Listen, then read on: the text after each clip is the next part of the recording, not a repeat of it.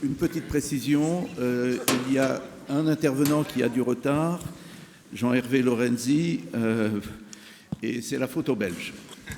Je n'en dirai pas plus, mais c'est le roi belge qui a bloqué la circulation. Donc il arrive.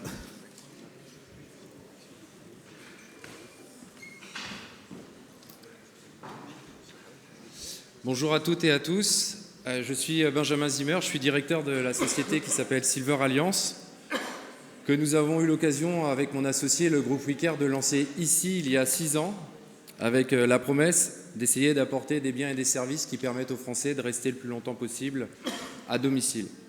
Donc c'est pas sans émotion que je suis là aujourd'hui et que j'ai accepté de la part de Guy et d'Olivier d'intervenir aujourd'hui et d'animer cette table ronde avec un peu de pression vu la qualité des différents participants. Je suis honoré aussi d'être ici parce que l'Hôtel de l'Industrie, pour ceux qui ont eu le temps de regarder sur Internet et pour ceux qui n'ont pas eu le temps, je vais leur expliquer très rapidement, ça symbolise l'histoire de la France et l'histoire industrielle. Et moi qui suis issu d'une école qui s'appelle l'École Centrale Paris, ça me touche beaucoup à chaque fois que je viens ici parce que quand on a des grands projets industriels, en règle générale, on les annonce ici. Savoir que l'industrie, du coup, s'intéresse au vieillissement démographique, et je ne vais pas vous rappeler la définition qui a été excellemment faite durant la première table ronde, c'est un point qui est à la fois stratégique, et j'espère, comme le disait Emmanuel tout à l'heure aussi sur la première table ronde, que nous allons écrire un récit commun.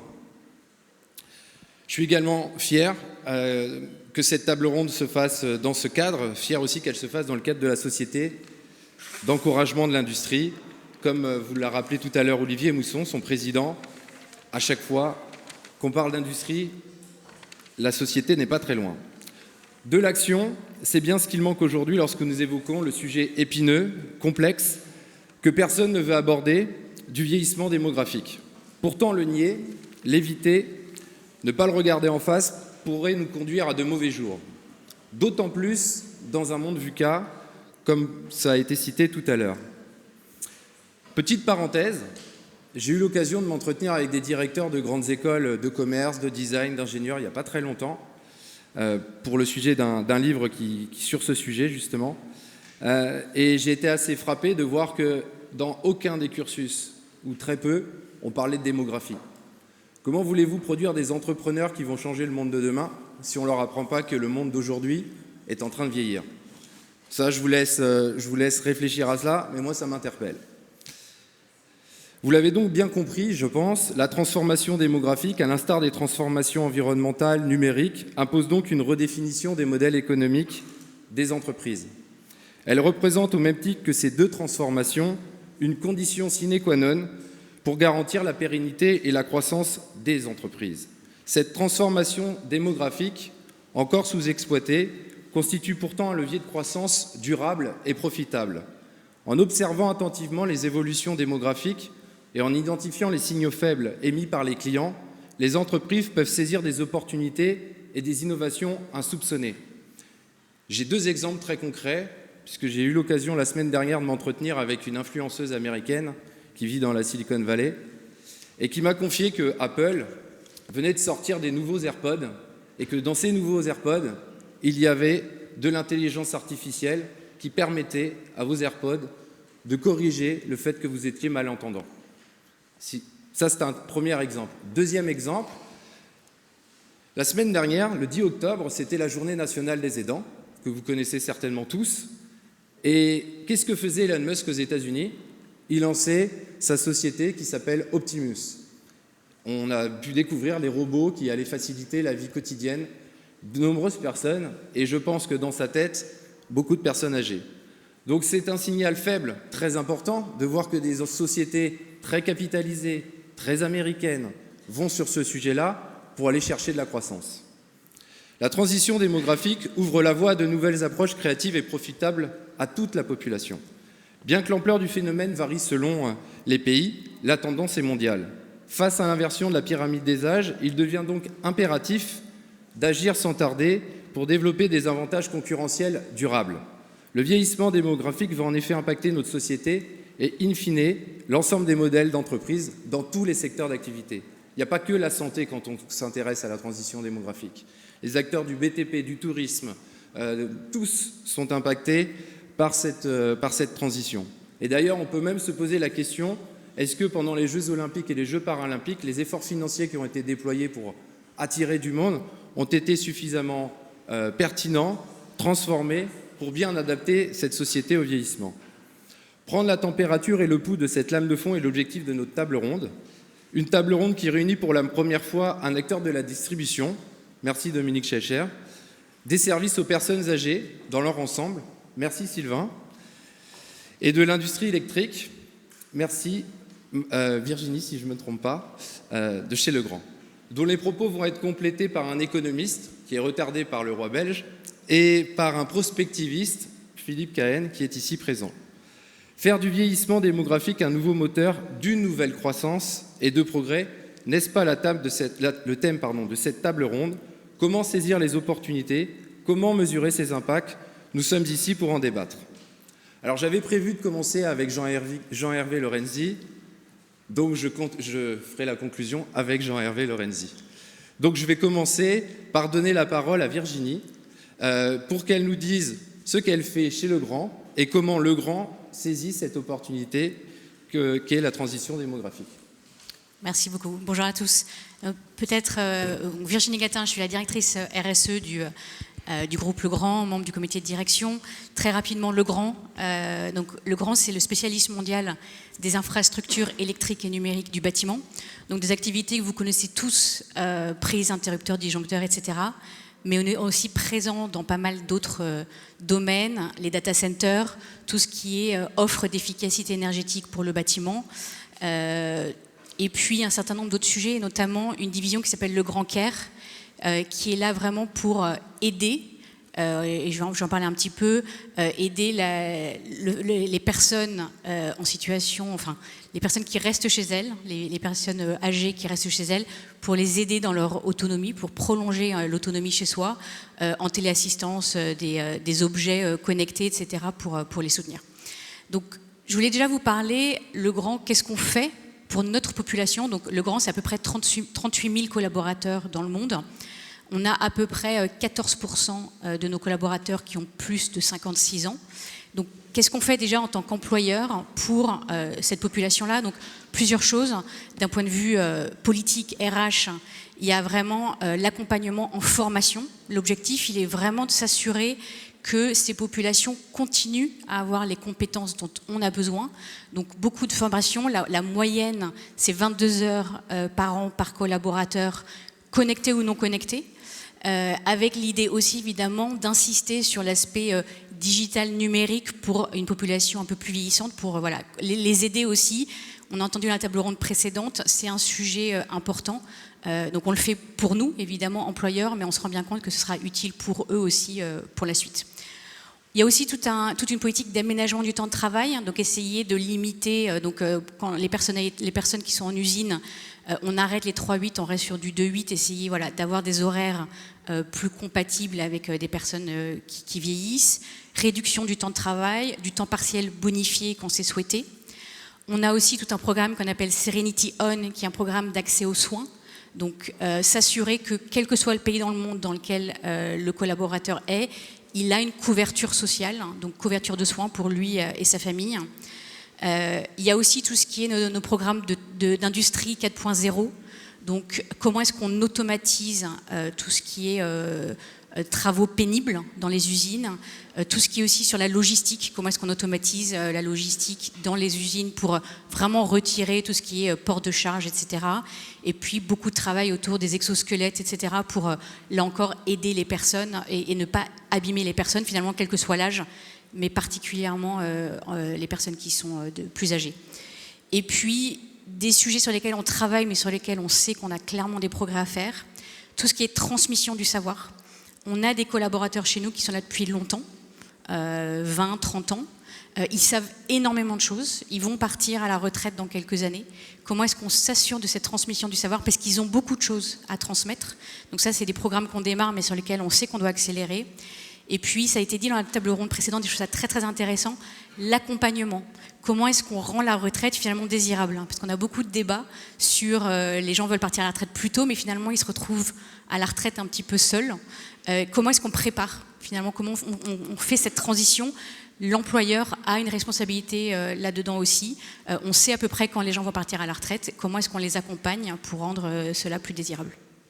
Donc pardon, ça c'était le premier point, je voulais qu'il y en ait. Le deuxième point très important, et ça a été dit un petit peu, c'est les aidants.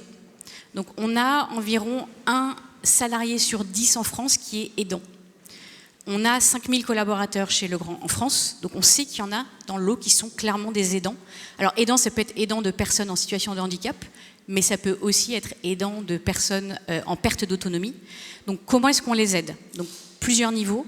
On a donc notre division Le Grand Care qui aide, enfin qui fait des prix pour nos collaborateurs pour tout ce qui est chemin lumineux dans le domicile.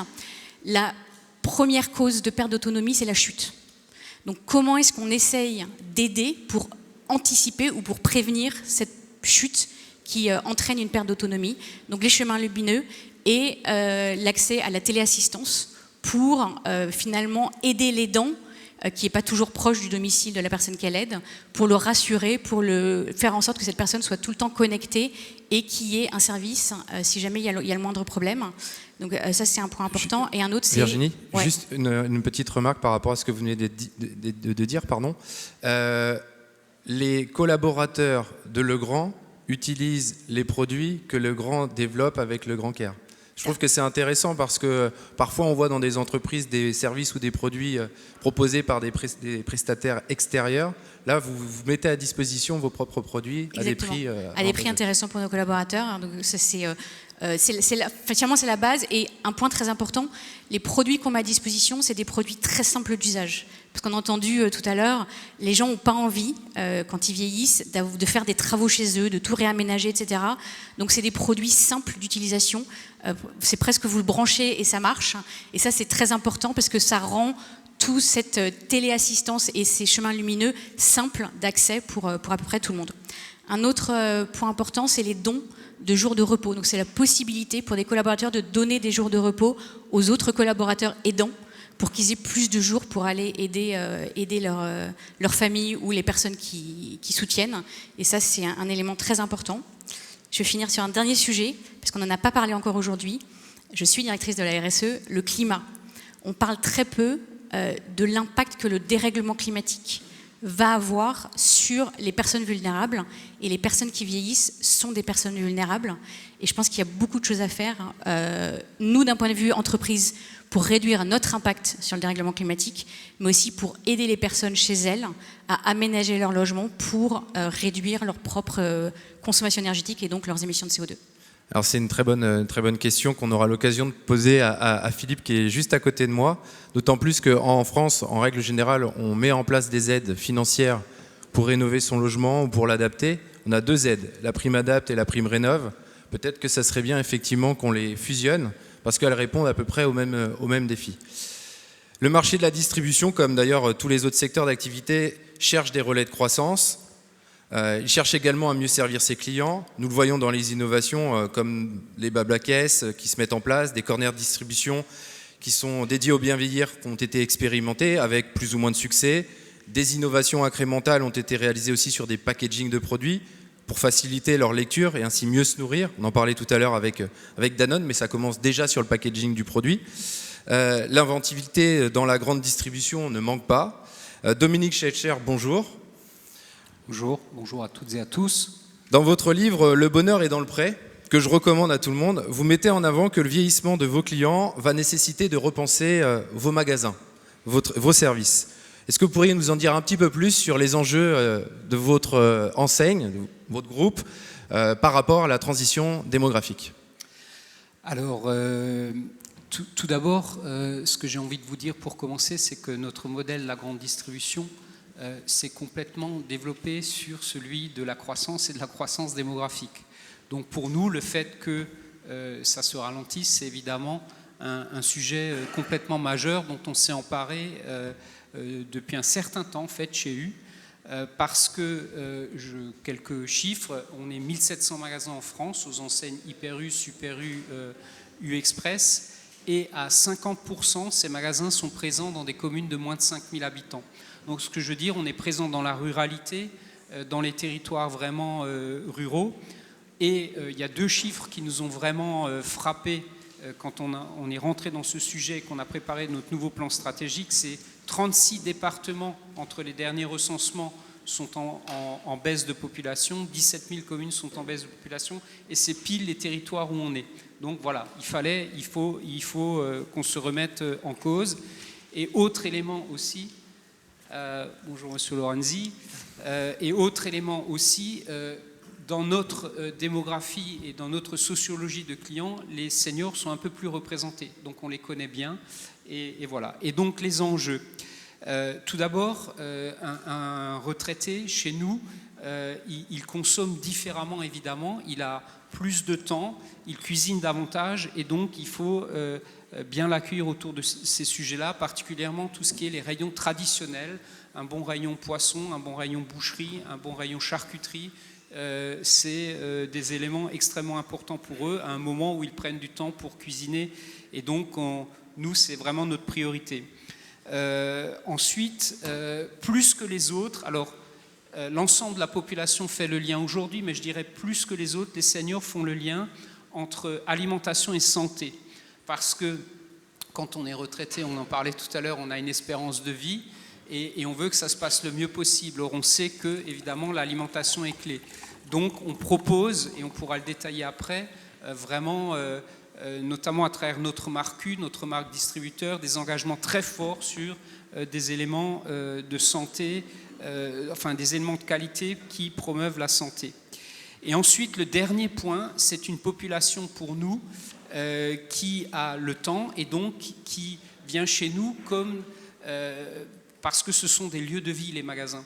Et donc, on fait un gros travail pour les rendre, comment dire, plus conviviaux, avec des points café, avec des points où les gens peuvent se croiser et discuter et s'asseoir et prendre le temps.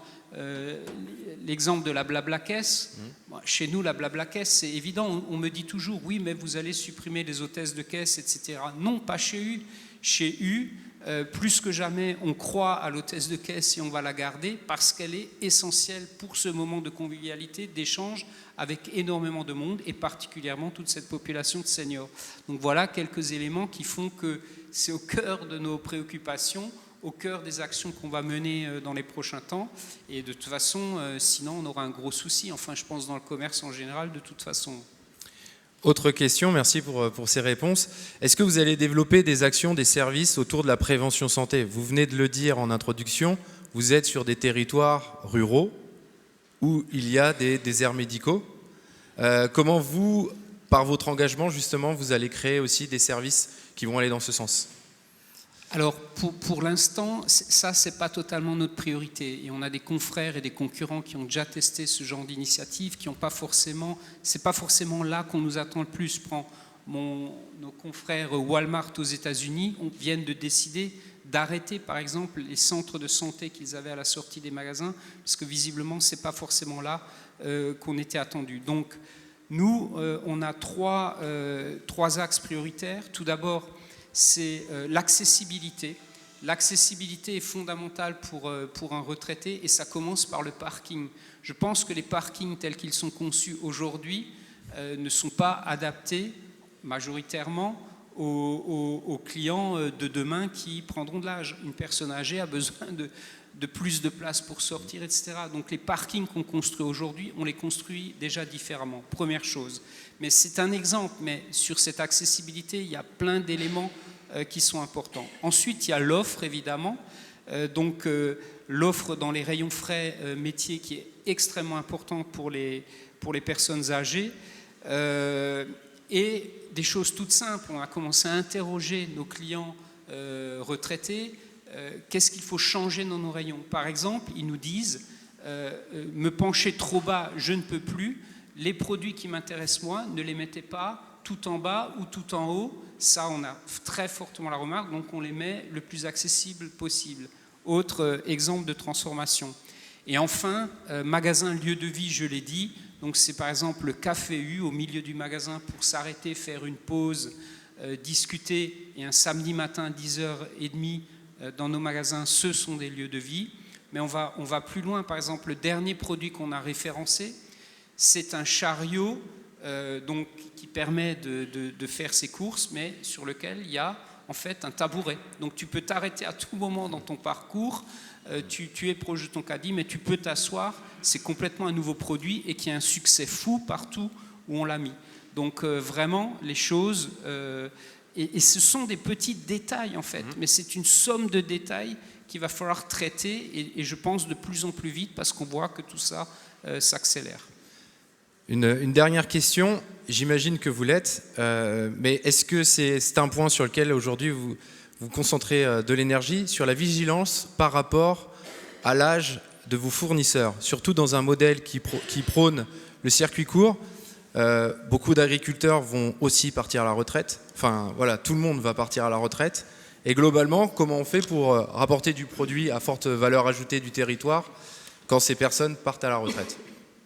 Alors ça, vous avez complètement raison, c'est un autre sujet majeur. Donc je vous rappelle que 55% des agriculteurs avaient plus de 50 ans déjà en 2019 et on sait que dans les années qui viennent, le départ à la retraite de cette population va être un sujet majeur à un moment où ils ne trouvent pas de succession. Donc pour nous, c'est un point totalement préoccupant. Donc on travaille avec de nombreuses coopératives. On essaye de les accompagner sur des cahiers des charges qui permettent à un nouvel intérêt à des jeunes par exemple. Donc on travaille main dans la main pour que l'offre de produits qu'on demande soit adaptée non seulement à nos clients, mais aussi donne des conditions d'intérêt à une nouvelle génération de s'installer. On est très vigilant à ça parce que le jeune n'a pas forcément de revivre ce que l'aîné agriculteur a vécu pendant des années, avec des contraintes 7 jours sur 7, etc.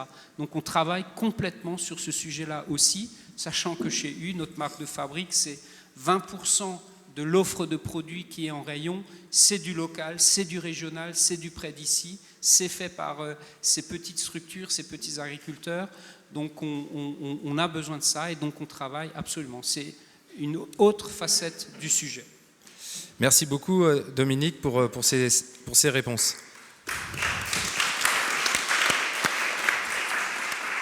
Alors le vieillissement démographique se caractérise aussi en France par une accélération du nombre de personnes âgées de 75 ans et plus.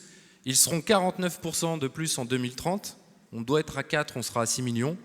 Même si aujourd'hui tous ces Français ne sont pas malades, et fort heureusement, ils vivent majoritairement dans leur domicile. Comment un acteur comme DomusVi réinvente l'univers des services au domicile, des résidences services seniors, des EHPAD et des autres établissements médico-sociaux et de santé?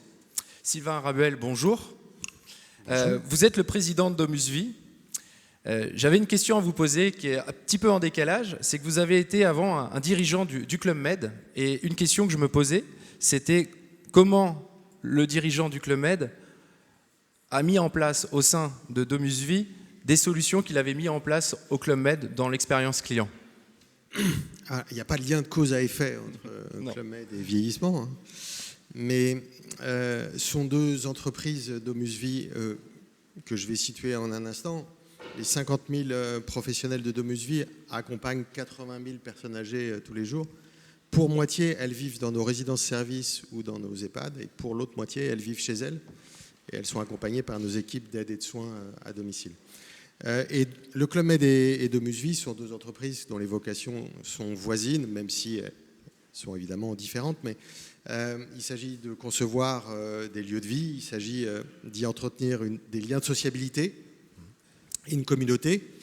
Et il s'agit d'y proposer les meilleurs services, tout compris, puisque les maisons de retraite médicalisées, comme vous le savez, ce sont des établissements tout compris, à la fois pour l'hébergement comme pour la médicalisation poussée qui est donnée. Donc il y a des points communs. Pour ce qui est de DomusVi et ce que j'ai pu y transposer du Club Med, vous connaissez le Club Med aussi bien que moi, je suppose. C'est une entreprise dans laquelle les clients sont les rois, hein, les GM. et les salariés, les géos, sont les princes. Et il se trouve que quand vous arrivez dans nos métiers, les métiers des services à la personne âgée, les métiers du médico-social, comme on les appelle, c'est pas ce qui se passe.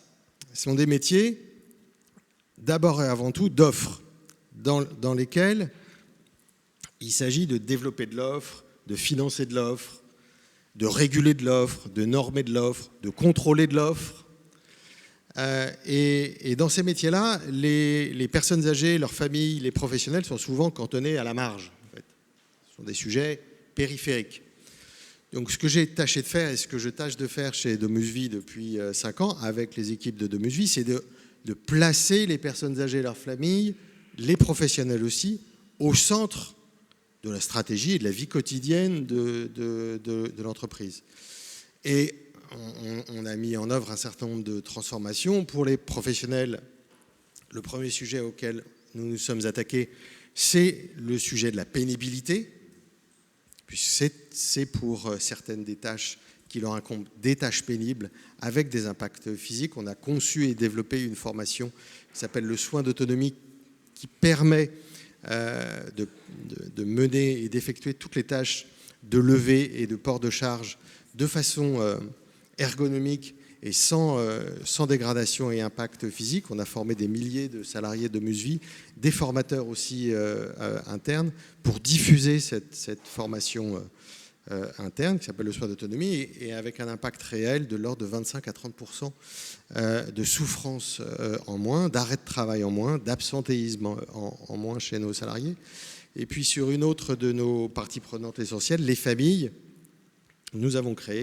j'ai créé il y a 2 ans le Conseil national des familles, dont la vocation est d'associer les familles des personnes âgées que nous accompagnons aux décisions de l'entreprise, à son devenir aussi. Et on va aller progressivement vers une co-gouvernance de l'entreprise avec les représentants des familles, des personnes âgées dont nous nous occupons.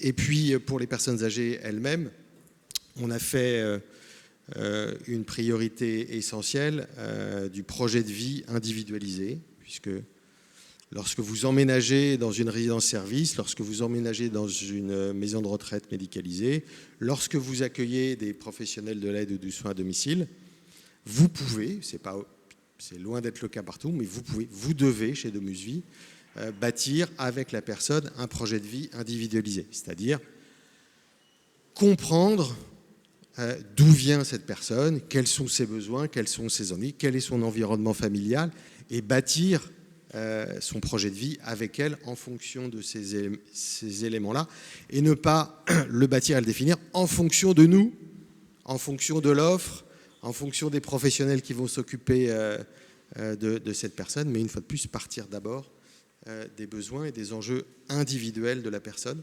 Il faut arriver à démoyenner ces métiers, qui sont des métiers qui ont été beaucoup trop industrialisés et mécanisés, et repartir des besoins individuels des personnes pour construire des réponses individualisées et pertinentes. Merci Sylvain. Je trouve que dans votre propos, par rapport notamment aux solutions que vous avez mises en place pour améliorer la qualité de vie au travail de vos salariés, on retrouve des solutions qui seront certainement utiles chez Legrand ou chez Système U. Donc on voit, vous êtes 3 secteurs d'activité différents, pas imperméables parce qu'il y a forcément des logiques entre vous, mais ce qui est intéressant, c'est que les solutions pour vos salariés peuvent être les mêmes, et ce qui du coup laisse la place, la voie au développement d'entreprises qui peuvent améliorer le confort de travail de vos salariés et ainsi ne pas réfléchir qu'en silo mais de manière plutôt transversale. Peut-être une dernière question, Sylvain, puisque ce secteur-là est un secteur qui a fait face effectivement à une crise importante, mais qui est aujourd'hui en train de se réinventer. Par rapport à votre vision de l'impact, justement, qu'est-ce qui vous semble important de remettre en avant ? C'est une question très large. Si on regarde l'impact économique et social de ces métiers-là, il est aujourd'hui très important, mais Jean-Hervé en parlera dans sa conclusion, je pense, et mieux que moi sans doute. Mais aujourd'hui, si on prend le cas des EHPAD, par exemple, un modèle d'habitat adapté aux personnes âgées en perte d'autonomie, il y en a 7500 en France, c'est-à-dire déjà plus que le nombre de bureaux de poste. Il y a environ 7000 bureaux de poste en France, il y a 7500 EHPAD. À partir de 2030, on va avoir besoin d'1 millier d'EHPAD en plus. D'1 millier d'EHPAD en plus pour faire face aux besoins de la croissance démographique du nombre de personnes âgées. Il y a aujourd'hui 500 000 salariés qui travaillent en EHPAD de façon directe, et les EHPAD contribuent à environ 200 000 emplois indirects et induits. Donc il y a environ 2%, un peu plus de 2% de l'emploi salarié en France, qui est directement lié aux seuls EHPAD. Les seuls EHPAD, c'est une sous-partie de l'ensemble des métiers médico-sociaux. Si on regardait les chiffres de l'aide à domicile, c'est très considérable aussi. Il y a environ 300 000 salariés dans l'aide à domicile aux personnes âgées exclusivement. Je ne parle pas de l'aide à domicile de tout type qui peuvent exister. Donc il y a 300 000 salariés qui travaillent à l'aide à domicile aux personnes âgées. Il en faudra évidemment plus à partir de 2030. Donc l'empreinte économique et sociale, parce qu'un EHPAD, dans la plupart des villes et des régions, c'est avec l'aide à domicile, avec aussi les grandes surfaces, souvent le principal employeur et le principal vecteur de sociabilité. Ayez à l'esprit qu'une maison de retraite médicalisée accueille en moyenne 80 personnes âgées et leurs familles, il faut inclure les familles, emploient 80 à 100 salariés et donc leurs familles, et vous avez rapidement 300 à 400 personnes qui gravitent et qui vivent autour d'une maison de retraite médicalisée. Donc socialement et économiquement, c'est déjà une empreinte considérable, et je le disais tout à l'heure, il nous en faudra 1 millier de plus au minimum à partir de 2030 de ce type d'établissement. Donc croyez-moi, l'EHPAD a de l'avenir, et l'avenir a besoin des EHPAD, tout comme des services d'aide ou de soins à domicile. Donc c'est évidemment une empreinte sociale et économique majeure dès aujourd'hui en réalité, et encore plus dans les années à venir. Merci pour ce témoignage. Le défi du vieillissement démographique se télescope, comme on l'a dit, avec ceux du numérique et de l'écologie. Le vieillissement démographique, c'est peut-être un moyen de limiter l'impact de l'homme sur la planète, compte tenu que les personnes âgées vont moins se déplacer, peut-être consommer davantage localement. Le vieillissement doit être réenchanté dans des futurs viables, désirables et durables. Et c'est peut-être là, en fait, Philippe, où vous devez intervenir. Bonjour. Oui, bonjour. Vous êtes prospectiviste. Vous étudiez le futur dans notre économie en observant les signaux faibles. Que vous inspire tout ce que vous avez entendu aujourd'hui et sur cette table ronde ? Il y a beaucoup de choses qui m'ont inspiré. D'une part, Dominique Schelcher a parlé de magasins plus adaptés aux personnes âgées. Il y a une quinzaine d'années, je crois qu'en Autriche, une chaîne de magasins avait fait cette démarche qui avait eu énormément de succès parce que beaucoup de gens, femmes enceintes ou autres, avaient envie d'un magasin un peu plus tranquille. Donc c'est une nouvelle clientèle qui est apparue. Et puis moi j'aime bien Legrand parce que c'est les symboles mêmes, y compris dans ce lieu, où un fabricant de porcelaine devient électricien. Je veux dire, c'est vraiment le hasard, c'est vraiment dans des signaux faibles. Puis excusez-moi, le Club Med, c'est les bronzés vont en EHPAD là maintenant, hein, ou presque. Bon, juste un mot pour définir le mot prospective, parce qu'il n'est pas très bien compris. La prospective, ce sont les chemins du futur. Quand un prospectiviste a à dire exactement ce qui va se passer, c'est un devin. On voit chez Astérix ce qui se passe. Et les signaux faibles, pour moi, c'est quelque chose qui nous inspire réflexion. C'est-à-dire dans ce qui m'a été dit là, ce qu'on a entendu ce matin, ça nous inspire réflexion, ça nous fait gamberger à quelque chose. Le signal faible, ce n'est pas tout ce qu'on lit. C'est l'idée qu'on en retient. Si bien que ce que je vais vous dire là, vous pouvez ne pas être du tout d'accord avec ce que je vais vous dire. Et puis Benjamin, tu as insisté sur la démographie. Ben, c'est le premier point. Hein, j'ai noté 3 points. Premier point, la démographie, dans 20 ans à peu près, on sera 10 milliards de terriens. On passe de 8 milliards à 10 milliards en 20 ans. Des gens plus riches. Il va falloir construire pour ces 2 milliards supplémentaires environ 800 millions de logements, d'écoles, d'universités, de bureaux. On n'a pas le sable qu'il faut pour construire ces maisons. On n'a pas le cuivre qu'il faut pour suivre les transitions énergétiques, et je ne parle même pas de l'intelligence artificielle et tout ce qu'il y a derrière. Donc on est parti sur une idée qui est certes très intéressante, mais dont on ne sait pas si elle va aboutir. Et puis, on a un pays qui va vieillir, on en a parlé tout à l'heure dans la première table ronde, c'est la Chine, ils sont 1,4 milliard, je ne sais pas combien ils seront en 2045, c'est dans 20 ans. La retraite pour les hommes est à 60 ans, pour les femmes à 55 ans. La Chine est devenue vieille avant d'être riche. Donc, ils ne sauront pas comment payer les futurs retraités, vont certainement leur demander de travailler 5 ans de plus ou 10 ans de plus. Voilà, dans un pays comme ça se fait assez facilement. Ça veut dire aussi que les produits qui vont venir de Chine vont être plus chers, parce qu'il va falloir payer cette retraite de centaines de millions de Chinois, et je parle aussi bien sûr des pays environnants. On a la même chose, on a parlé du Japon, de la Corée, enfin voilà. Mais bon. Juste une chose quand même que j'ai notée, l'espérance de vie en Chine est de 79 ans aujourd'hui. Aux États-Unis, elle est de 76 ans. On vit mieux, plus longtemps, enfin mieux, je ne sais pas, mais en tout cas, plus longtemps aux États-Unis. En France, c'est 82 ans. Et donc, le deuxième point, c'est qu'on n'a pas les matériaux pour tout cela. Alors, que va-t-il se passer pour un pays, pour le monde entier, dont pour la France ? La première chose, c'est qu'il va falloir qu'on ait une vie plus frugale. Il va falloir qu'on vive mieux avec moins. Parce qu'on n'a pas la matière, à notre connaissance d'aujourd'hui, on n'a pas la matière qu'il faut pour passer à 10 milliards d'habitants. Même si c'est 9,6 milliards, dans 20 ans, ça ne va pas changer grand-chose. Et puis, on le fera par nécessité, parce que la vie va être plus chère, et parce qu'on n'a pas cette matière. Et puis, on le fera par obligation aussi, parce qu'on a les problèmes d'environnement qu'on ne parle pas trop, mais on a quand même un problème de réchauffement climatique qui n'est plus une plaisanterie du tout, et dont l'accélération, dont on disait avec le GIEC qui a été créé, je crois, en 1980 et quelques, c'est pour 2100, et puis il y a quelques années, on a dit non, c'est pour 2050, et on est en train de nous dire, attendez, non, c'est pour 2035. Il y a quelque chose qui va faire que on va avoir cette vie frugale de moins de déplacements, par exemple, par obligation. Alors en France, moi je vois 3 choses qui me frappent en France. Premièrement, un vieux, je vous laisse définir ce que c'est qu'un vieux, on a entendu parler tout à l'heure, selon l'âge qu'on a, il est de plus en plus âgé. Un vieux, c'est 1,5 salariés.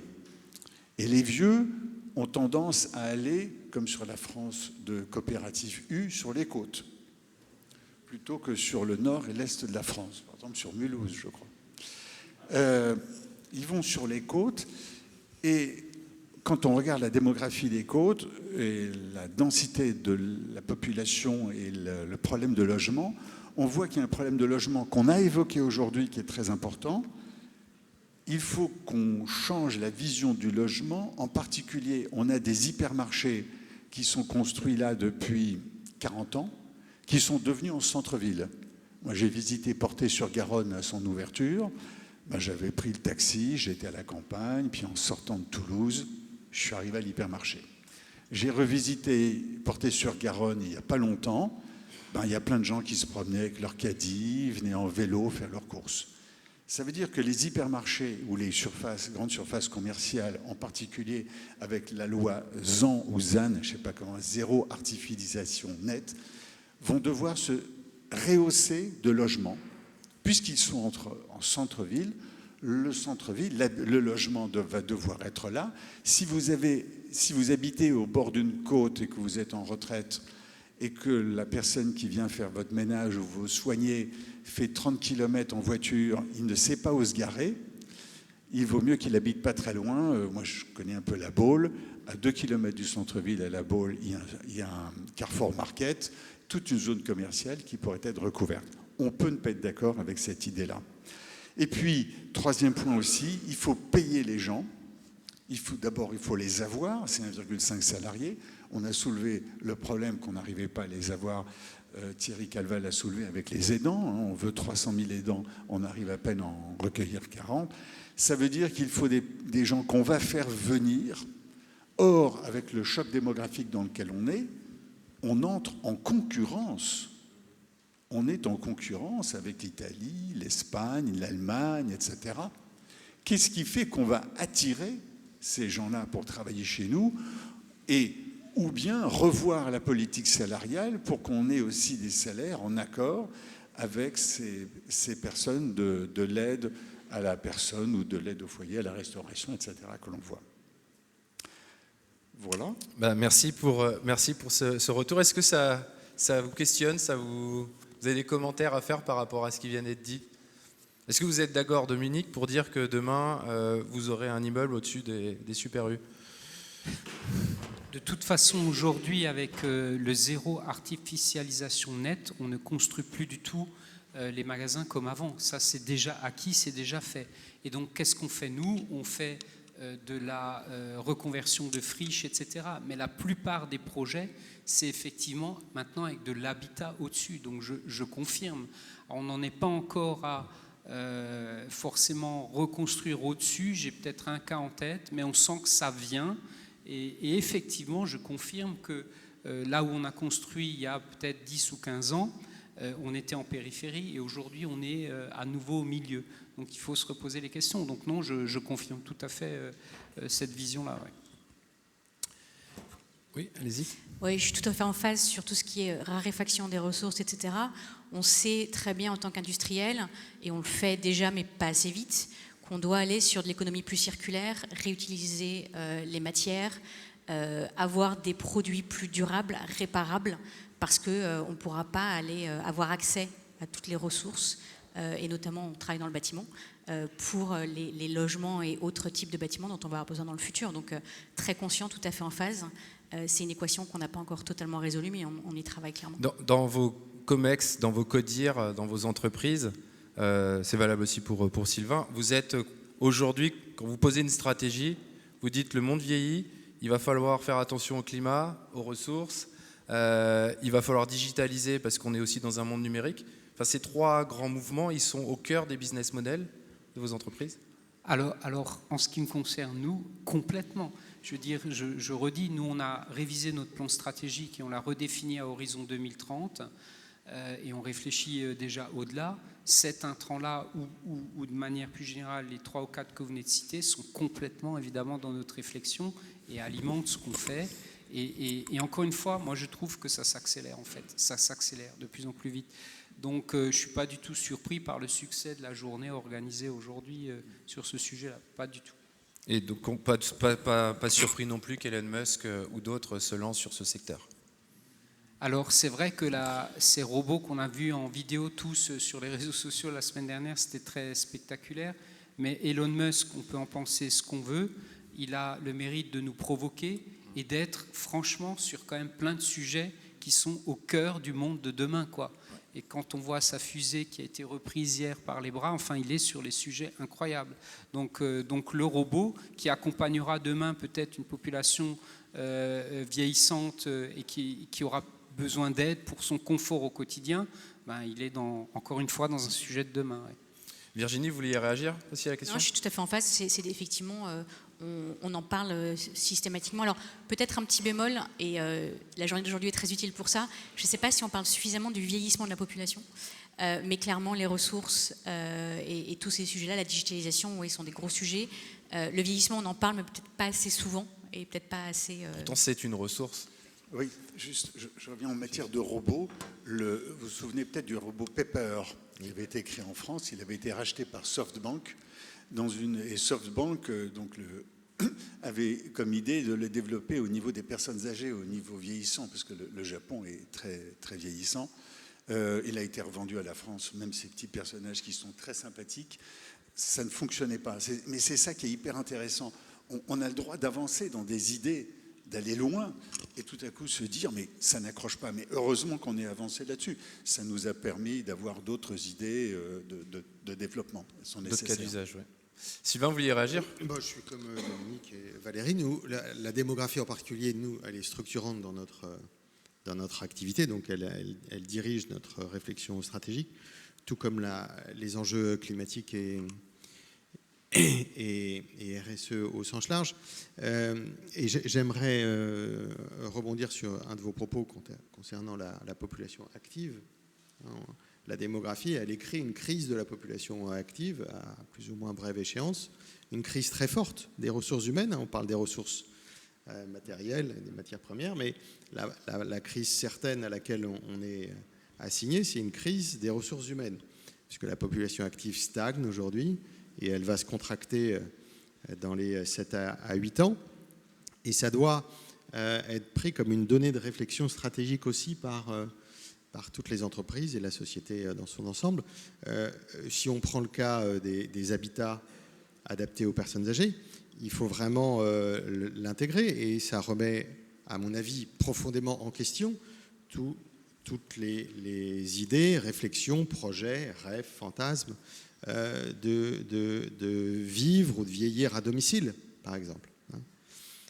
Je le dis d'autant plus sereinement que nous sommes de Musevie un très grand opérateur d'aide et de soins à domicile. Donc, mais lorsque je réfléchis à l'avenir stratégique de ce métier-là, je ne peux que constater que je n'aurai jamais les ressources humaines pour accompagner à leur domicile l'ensemble des personnes âgées qu'ils souhaiteront d'ici 5, 6 ou 7 ans.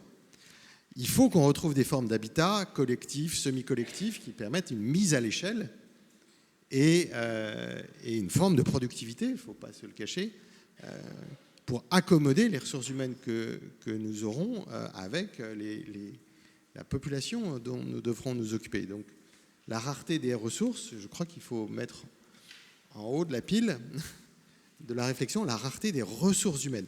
Donc il y aura peut-être une bataille pour la migration, mais enfin, dans l'immédiat, ce qui est sûr et certain, c'est que nous n'aurons pas assez de population active pour répondre à l'ensemble des besoins économiques et sociaux. Et Jean-Hervé le dira, mais ce n'est pas dans un futur lointain, c'est demain matin. C'est une transition. Merci beaucoup, justement. Vous allez pouvoir lui donner le micro. Monsieur le Président Jean-Hervé Lorenzi, bonjour. Bonjour. Vous avez écrit un livre il y a quelques années, j'avais eu l'occasion d'y participer, qui était, me semble-t-il, visionnaire, par son titre au moins. Choc démographique et rebond économique.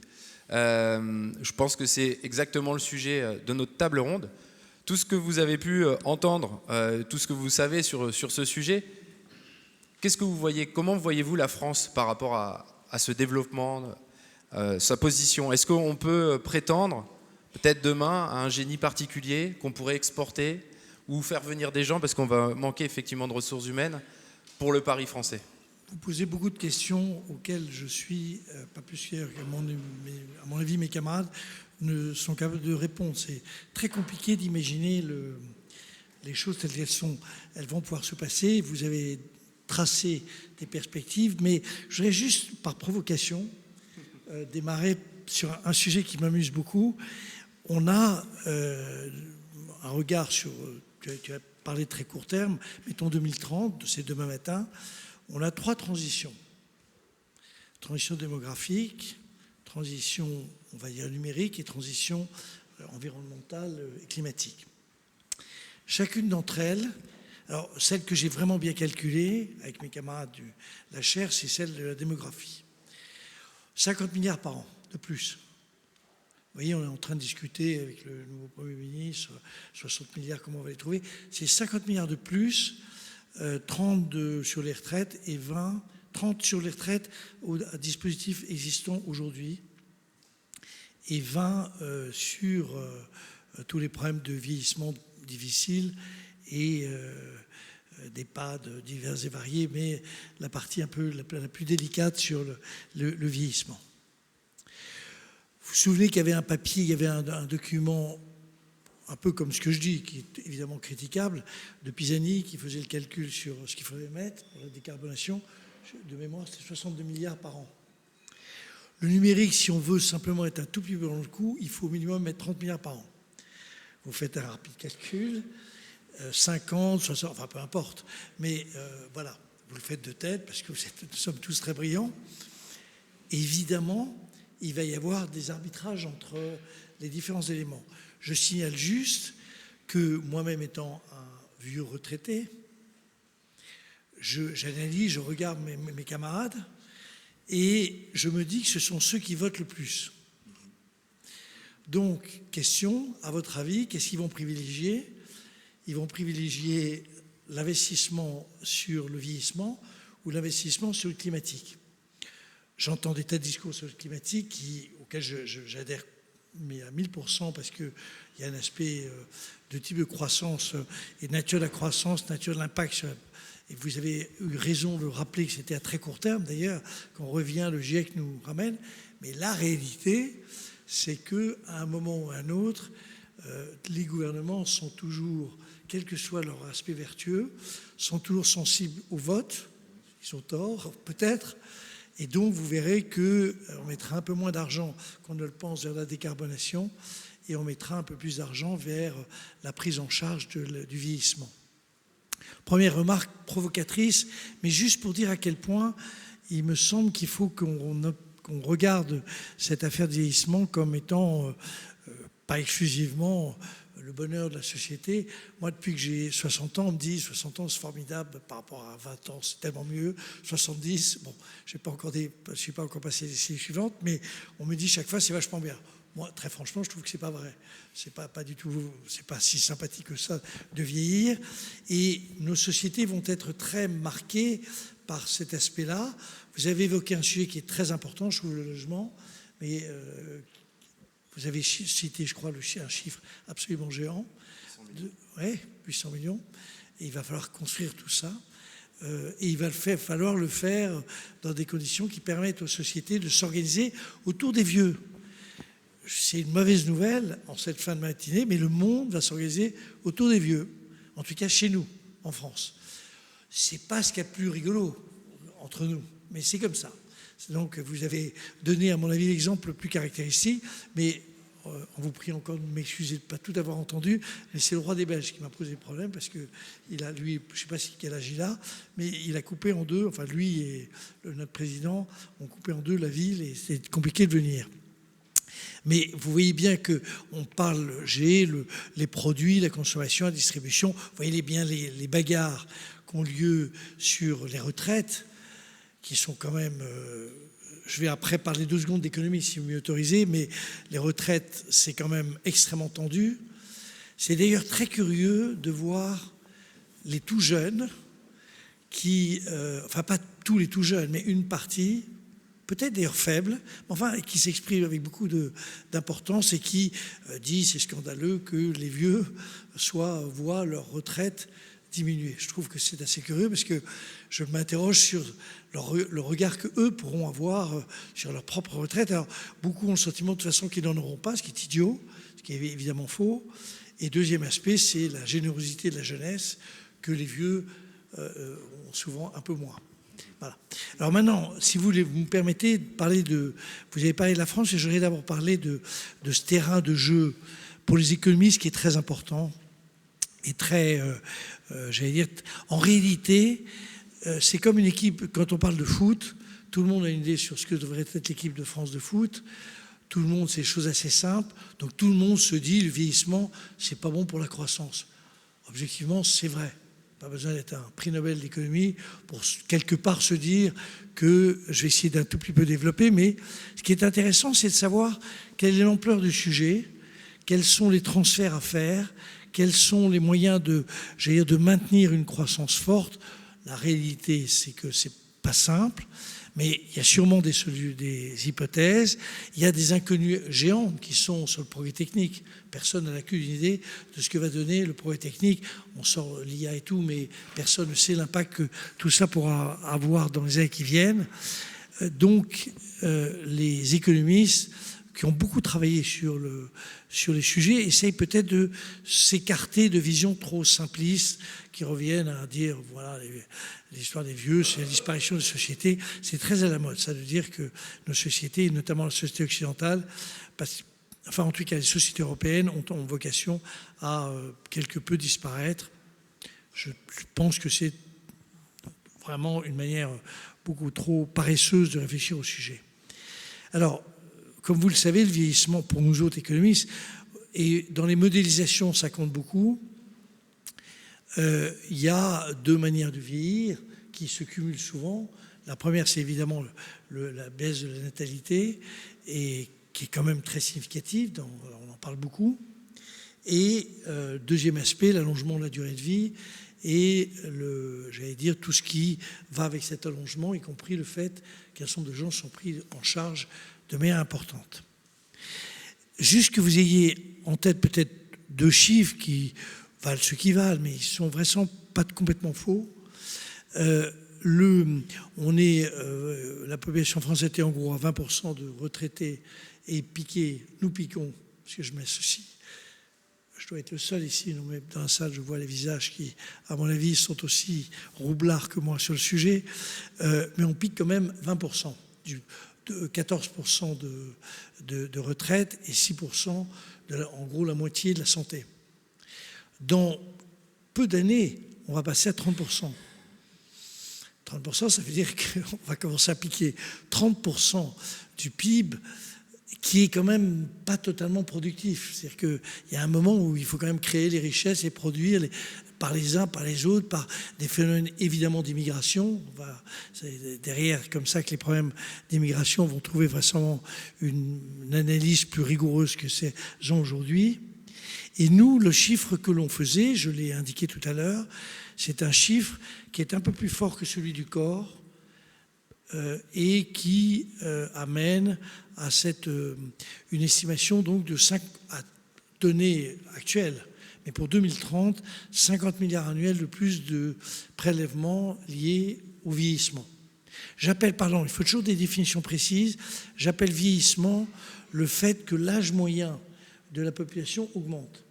Ce qui ne veut pas dire, parce que souvent on a l'impression que quand on vieillit, il y a une diminution, et vous l'avez rappelé, on va passer de 8 milliards à 10 milliards. On a l'impression qu'au contraire, ça devrait...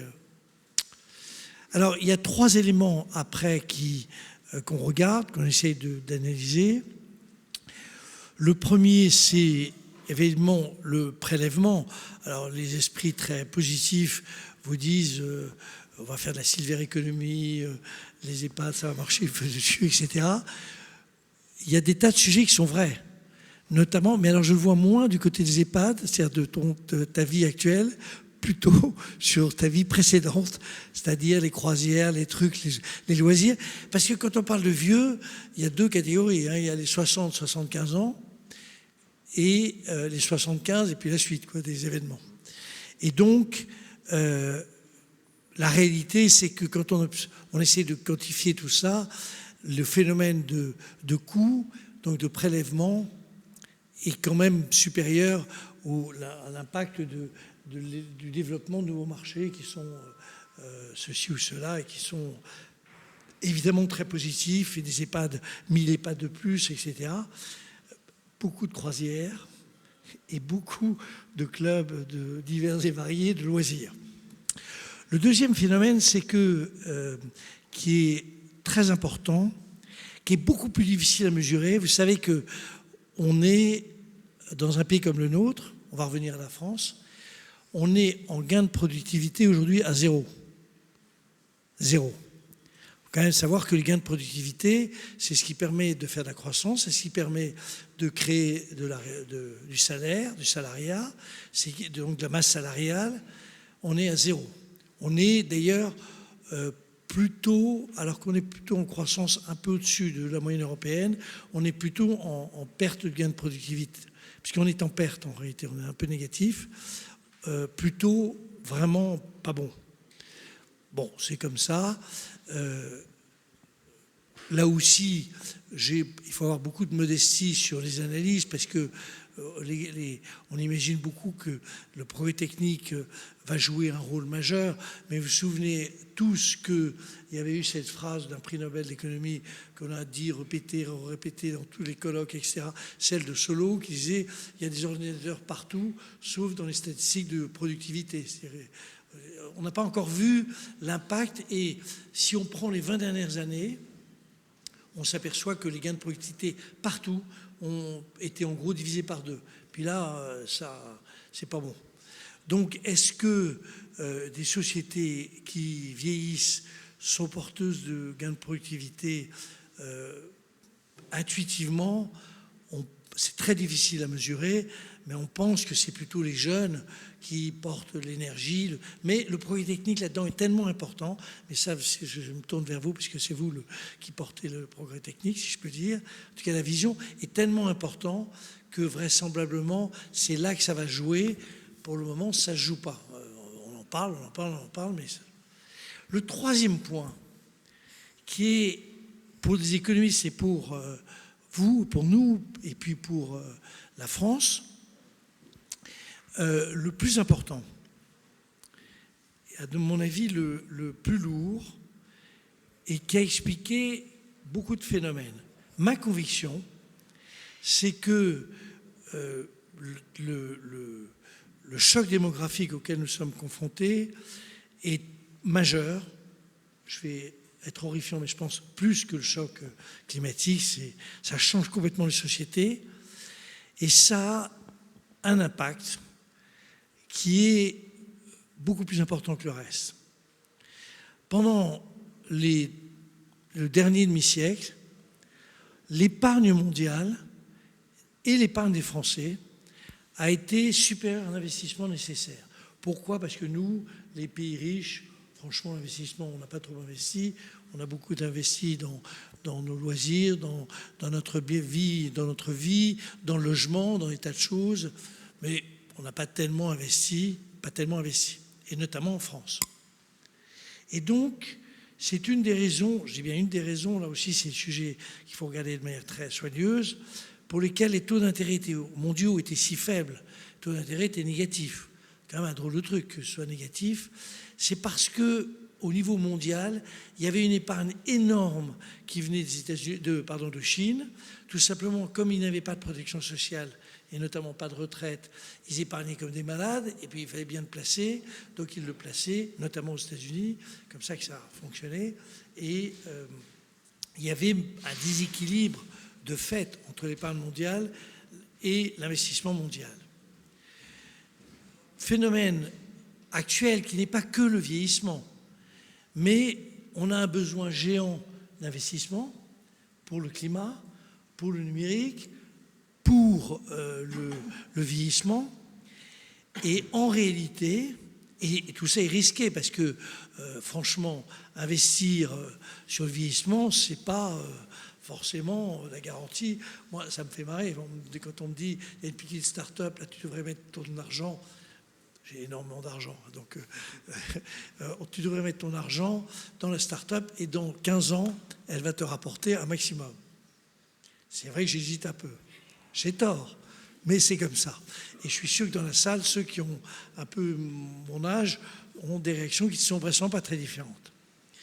Or, il n'y a pas besoin d'être là aussi un prix Nobel d'économie pour voir que l'aversion au risque est proportionnelle à l'âge.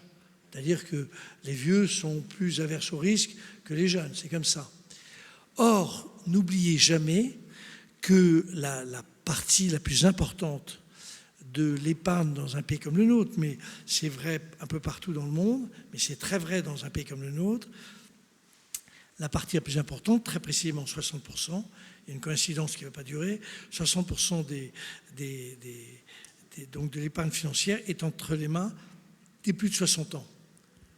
Donc, l'énorme problème auquel on est déjà confronté, pourquoi est-ce que la croissance française est si difficile à faire fonctionner? Pourquoi est-ce qu'on a nos pantalonnades politiques actuelles, etc. C'est parce qu'on est un pays qui, pas du tout parce qu'on n'est pas bien, moi je ne me permets pas de porter jugement sur les gens, et évidemment je m'associe, mais c'est un pays qui a une énorme difficulté, sauf dans des périodes très particulières, le Second Empire, il y a des périodes très fortes, le démarrage de la Troisième République, des moments où il y a une espèce d'énergie très forte et une épargne formidable qui est canalisée par des acteurs économiques. Il y a des banquiers qui arrivent à la fin tout au monde, au moment du Deuxième Empire, et qui vont jouer un rôle majeur et qui vont créer le PLM, là, le train, c'est les Rothschild qui l'ont créé. Enfin, je peux multiplier par 100 les exemples. Aujourd'hui, avant que quelqu'un... vous voyez, même nos médicaments, on ne trouve pas un fonds français pour le racheter. Et c'est très difficile. Et c'est pas parce que les gens ne sont pas bien, c'est que c'est une sociologie très profonde. Donc, le vieillissement dans notre pays va se trouver confronté au premier problème du coût, toujours à progrès technique pas encore défini. Je reconnais que c'est l'incertitude majeure et j'ai un espoir, notamment pour la génération qui arrive, pour que les problèmes se résolvent sur les 3 transitions. Deuxième sujet, on a un problème de productivité, même chose, de gain de productivité, donc croissance. Et notre croissance est très faible. La croissance potentielle française, elle est très faible. La croissance potentielle, ça se calcule en prenant les gains de productivité et l'accroissement de la population active. La population active, elle diminue et les gains de productivité, 0. Avec ça, vous faites pas, vous gagnez pas les 24 heures du Mans. Hein. C'est pas comme ça. D'où l'idée évidente que l'immigration est un phénomène positif. Ça ne veut pas dire qu'il ne faut pas le traiter de manière intelligente, l'intégration, peut-être même le choix. Tout ça est à discuter, mais ceux qui disent on arrête, c'est évidemment pour l'économie française injouable. Donc tout ça, et puis alors le troisième sujet, c'est ce déséquilibre entre l'épargne et l'investissement. Donc on ne reviendra pas à des taux d'intérêt qui sont très faibles, je ne le crois pas, on aura beaucoup de mal à financer ces 3 transitions, et j'ai peur que l'ayez au fond une petite difficulté, sauf à avoir des gouvernements très forts, très dynamiques, très lucides, qui arrivent à prélever. Alors ça, je vais vous dire, je fais très attention parce que j'avais dit un jour quelque chose d'analogue et ça a failli mal se terminer pour moi, physiquement. C'est encore que les vieux ne sont pas très forts pour casser la gueule des vieux, mais c'est l'idée simple qu'il faut essayer de piquer du pognon aux retraites importantes, c'est évident, je veux dire. Donc je suis pour le report, mais en séparant. La bêtise, c'est qu'il y a des petites retraites et qu'évidemment, ça n'a rien à voir avec les retraites qui sont beaucoup plus solides. La CSG, pour des raisons inconnues des retraités, connues, mais je me bats pour que la CSG des retraités revienne au niveau, toujours en séparant les petites retraites. Il y a eu d'ailleurs des très bonnes idées, et puis se posera le problème de l'héritage et de la taxation d'héritage. Alors c'est vrai que ce sont des sujets très délicats à gérer en France, d'autant plus délicat que le clé du problème politique dans notre pays, c'est que c'est quand même les vieux qui votent. Merci beaucoup.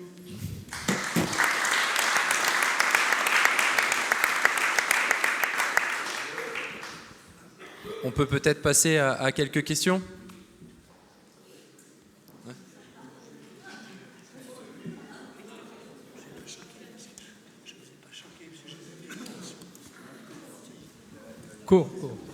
Bonjour à tous. Le vieillissement de la population est-il préjudiciable à la croissance économique?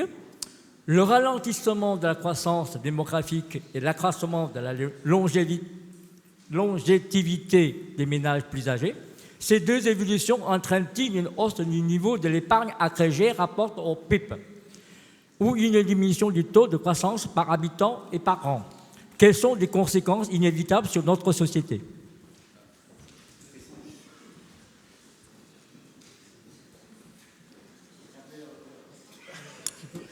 Je vais laisser effectivement M. Lorenzi. Chers collègues en retraité, je crois pas me tromper trop sur le sujet. J'ai cru comprendre que vous interrogez sur l'augmentation de l'épargne des... Bien sûr que ça va augmenter. Ils vont augmenter et surtout ils vont la protéger. Vous enfoncez un clou avec talent. D'abord, je me suis dit qu'il fallait que je sois de plus en plus copain avec les gens de mon âge, parce que sinon, je ne terminerai pas ma vie peinardement. Mais évidemment qu'ils vont tout simplement parce qu'il y a une espèce de besoin de tenir, de se dire qu'il va falloir tenir. Les difficultés qu'on peut connaître à partir de 82 ans, en moyenne. Oui, le truc nécessite... 82, 85. 82, 85, et ça suppose que c'est très cher. Aujourd'hui, dans nos 50 milliards qu'on a calculés, on a mis 20 milliards qui sont liés à la dégradation de la santé des plus de 82. Mais c'est mécanique, il n'y a pas besoin d'être un génie pour bien voir que le vieillissement conduit à augmenter le nombre de retraités, le nombre de personnes qui ont des... Vous avez vu comment j'évite le mot mais qui risquent d'avoir des problèmes, qu'ils soient chez eux ou dans les EHPAD. Et donc, évidemment qu'on va épargner plus, évidemment qu'on va être beaucoup plus prudent. Moi, ça me frappe, on dit, vous avez vu un peu partout, les Français sont très prudents sur leur consommation. Si on prenait les sujets, on verrait que ceci concerne encore plus les personnes âgées. Une fois de plus, dans les personnes âgées, il y a les 60-75 ans et à peu près, et puis il y a les pauvres, il y a les petites retraites. Je veux dire, qui est le scandale absolu de notre société, qui est le sujet sur lequel je n'arrive pas à comprendre comment est-ce que... Enfin, ça va être modifié sûrement par un amendement, mais on ne peut pas traiter des retraités comme vous et moi. Je vois votre belle écharpe rouge, que vous êtes à l'abri des difficultés matérielles, et moi aussi. Et donc, on n'est pas... Si, elle est bien, elle est bien. Elle est bien.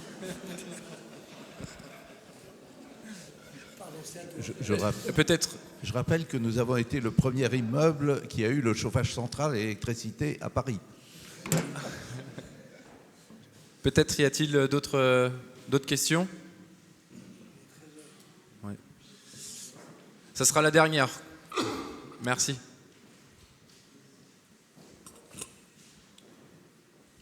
Bonjour, Hervé Sozel, l'Institut français des seniors. Une question pour Jean-Hervé Lorenzi. Vous avez dit tout à l'heure qu'il y avait deux tranches d'âge de retraités, de vieux, on va dire, c'est très juste. Quel effet économique vous mesurez de ce phénomène du vieillissement sur l'économie des enfants des plus âgés? Le reste à charge, par exemple, d'une personne qui reste à domicile, parce que, pardon, monsieur Rabuel, mais pas grand monde veut aller dans les EHPAD, coûte à peu près 1 200 € après toutes les aides qu'on peut avoir. Donc c'est une charge importante, psychologique, on en a parlé dans la table ronde précédente, mais également économique. Quel est l'effet économique donc, du vieillissement sur les autres générations que celles des seniors? Alors qu'il y ait des tensions entre générations qui en est à venir, ça me paraît du domaine de l'évidence. La question que vous posez me permet de dire un mot des retraites. Ce que les retraites par points avaient c'était extrêmement difficile à mettre en place parce qu'on voulait le faire sur l'ensemble toutes les professions, y compris les professions libérales. Personne ne sait que, par exemple, les pharmaciens ont un fonds de pension. Et je veux dire, moi, je ne suis pas pharmacien, mais si je suis pharmacien, je descends dans la rue pour empêcher que ça rentre dans un système par points. Donc, vous voyez, c'était idiot de vouloir mettre tout le monde dans le dispositif. Il fallait mettre les salariés du public et du privé, les rapprocher progressivement. Maintenant, la retraite par points, elle avait un avantage majeur. C'est que dans la retraite par points, il n'y a plus d'âge légal. Or, les Français sont extrêmement sensibles au problème du mot âge légal. Ça a commencé avec Mitterrand. Il y a dans l'Assemblée Alain Boublil qui a joué un rôle majeur dans cette affaire-là. Les 60 ans de Mitterrand, ça a quand même... oui, il a du mal à entendre ça. Oui. Ça a quand même joué... Il faut s'appareiller, cher Alain. Il faut s'appareiller. Mais ça veut dire quoi? Ça veut dire que, évidemment, il y aura un allongement de l'âge de la retraite, ce qui va d'ailleurs adoucir, mais pas de l'âge, de la quantité de travail. Et avec deux difficultés. La première, c'est de l'évoquer d'abord et avant tout les annuités, parce que ça, c'est juste. Le gamin qui commence à 16 ans, c'est pas la même chose que le jeune qui commence à 25 ans. Et c'est une grosse injustice. Or, les annuités, comme d'ailleurs les régimes par points, permettaient de se débarrasser. C'est-à-dire ce qu'a fait Marisol Touraine. Entre nous, il n'y a pas eu de défilé massif sur la réforme Touraine. Et pourtant, elle est non négligeable. Et le deuxième sujet, c'est que le taux d'activité, alors ça c'est un truc sur lequel on s'est beaucoup battu, le taux d'activité des plus de 60 ans est quand même exceptionnellement faible. Alors, il y a eu un point de plus gagné. Je crois que c'est, on arrive, nous, quand on a fait notre étude, c'était 33%, un tiers. Or, le problème de l'économie française, c'est un, l'investissement, donc l'épargne qui irait vers l'investissement, et deux, la quantité, c'est pas la quantité de travail, c'est le taux d'activité de l'emploi dans notre pays qui est faible et évidemment très faible pour les plus de 60 ans. Et ça, c'est notre responsabilité à tous. C'est pas les vieux qui sont responsables. Enfin, ils le sont un peu, mais c'est que depuis au moins une génération, si ce n'est deux, inlassablement, le monde économique explique qu'à partir de 55 ans, il faut mettre les gens dehors parce qu'ils sont inutiles, ils sont vieux. Alors, franchement, c'est absurde.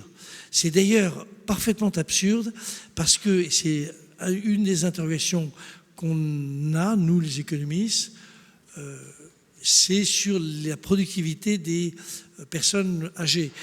Tout à l'heure, j'ai dit on a le sentiment que chez les jeunes, etc., qui sont plus productifs, tout dépend des métiers, tout dépend de la maîtrise des technologies. Donc c'est plus compliqué que ce qui n'y paraît.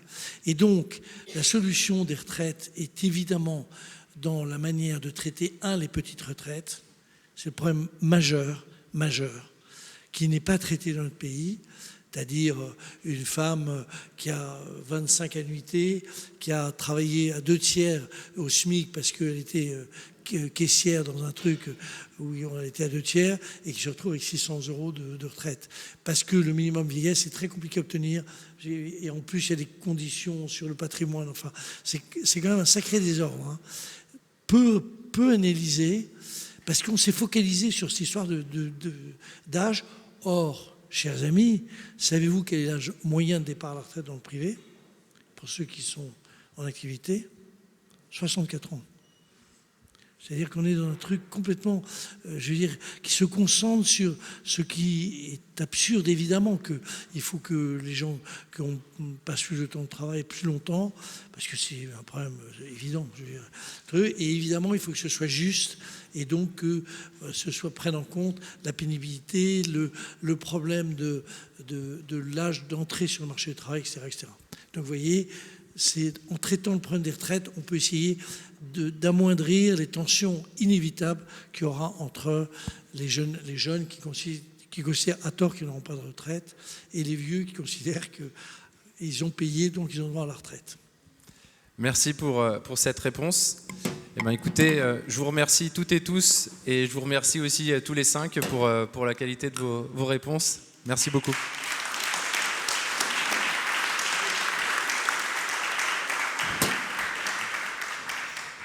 Oui, ce que je voulais dire en complément, c'est que, comme je l'ai un peu dit ce matin, c'est que je me suis intéressé à ce sujet parce que RSE, social, environnemental, on descend dans la rue depuis longtemps pour l'environnement, mais le S, ça ne fait descendre le monde, la population dans la rue que pour discuter de l'âge légal de la retraite. Et ce qui est regrettable, et c'est pour cette raison que nous avons voulu faire cet événement et cette réflexion transversale.